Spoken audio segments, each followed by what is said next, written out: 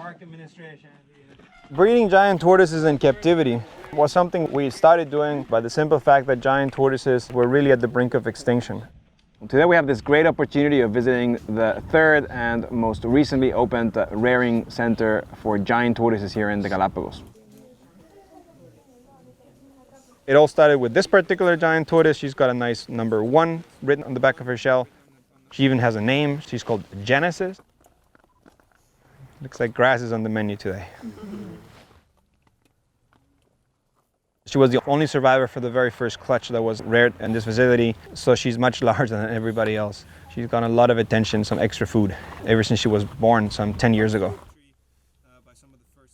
We know giant tortoises were historically found on the highlands of San Cristobal, where they're extinct now. So that kind of put the brakes on this project because they weren't sure if it was okay to introduce these lowland giant tortoises into this greener environment.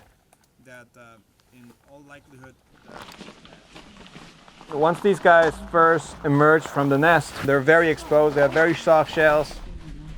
Giant tortoises have clearly been established to be what we call a keystone species or an engineer species that has a great effect on the local landscape.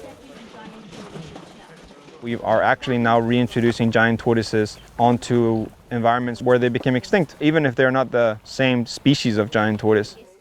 After H2, they go into the larger pen back there, out in the open.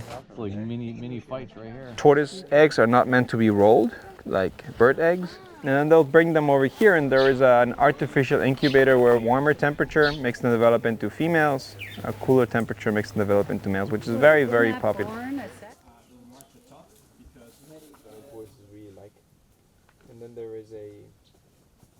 I think the tortoises are one of the reasons why we wanted to come. They are magnificent animals. There's so many different varieties, and it's a real thrill to be able to see the differences.